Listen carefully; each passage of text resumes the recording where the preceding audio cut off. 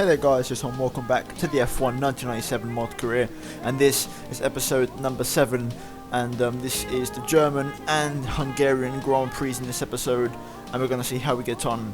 And we are here at the Hockenheim, and once again 2 25% races are in order for this episode, and we're going to try and see if we can continue.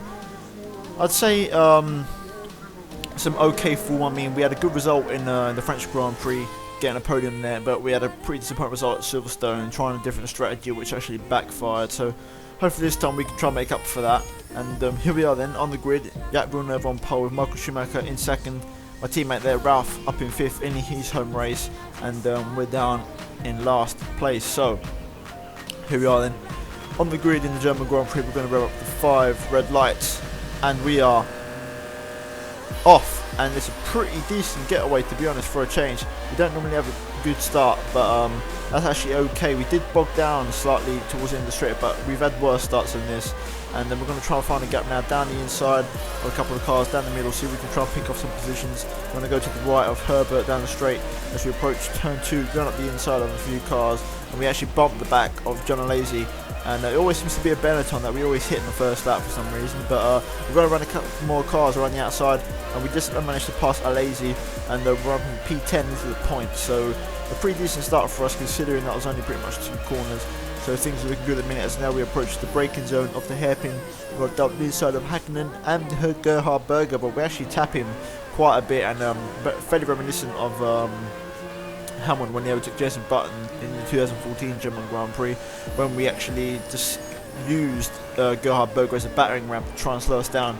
Now approaching the stadium section, as you can see, there's a train of cars from all the way, I think from 2nd all the way down to 7th, so there's definitely a chance for us to get some positions as we are hunting down defending world champion Damon Hill in his arrows. But Hackenen's coming back at us around the outside, but he backs out of it at the last second, but he actually had a really good run on us through the stadium section there.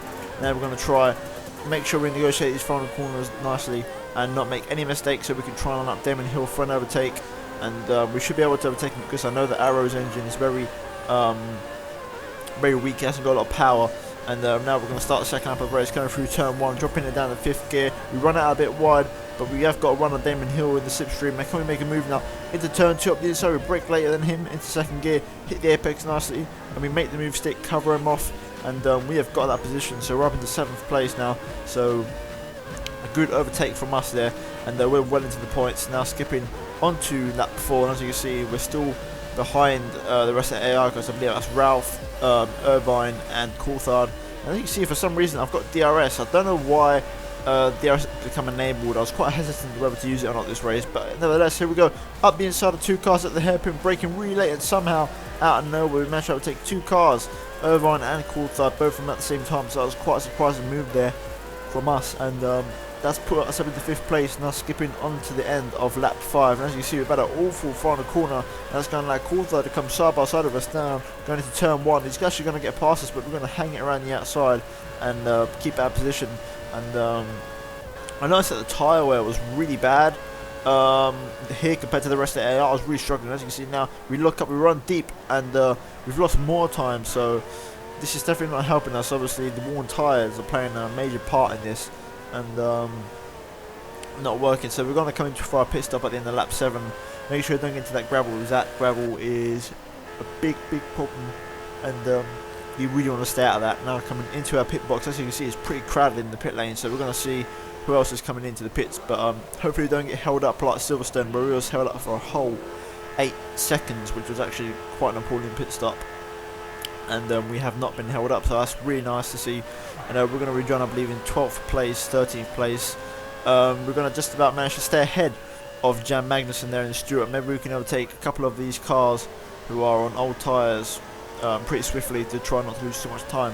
Now we're going to try and hunt down, I think this is I don't know this guy's first name, but we're going to try and hunt down a Japanese driver, Nakano, down straight. And I'm actually using DRS and closing it, because I thought I'd use it, but then I decided against him, opted to close it. But we're still going to go up the inside and brake much later than the Prost, and we're going to make the move nice and easily into the hairpin, and we're now up into 12th place, and we're going to see if we can try and overtake Mika Salo, who's in the Tyrrell, in 11th place. We're going to wait for it. We're going to dial at the inside last second, 2nd gear.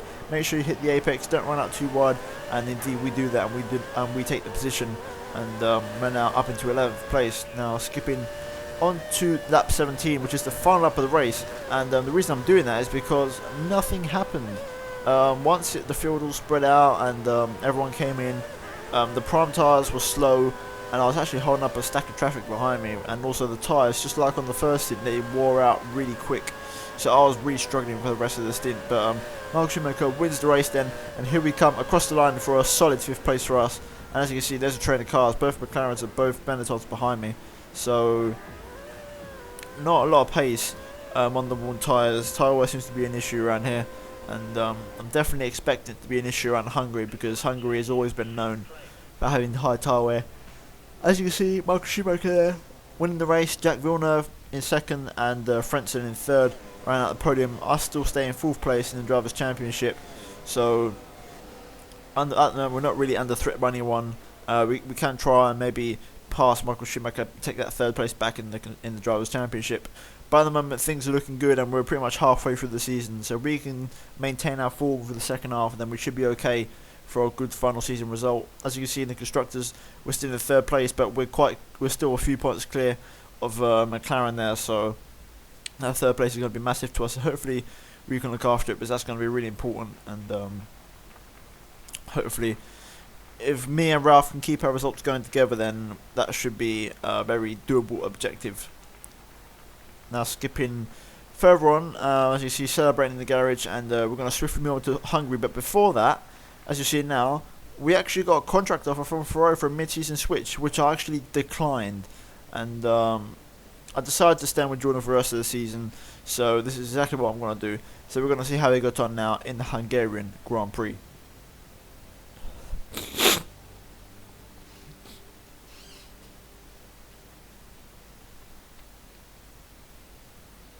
So here we are then at Hungary, and we've got no rain, so that's good to see, because the rain is a bit of a problem for us.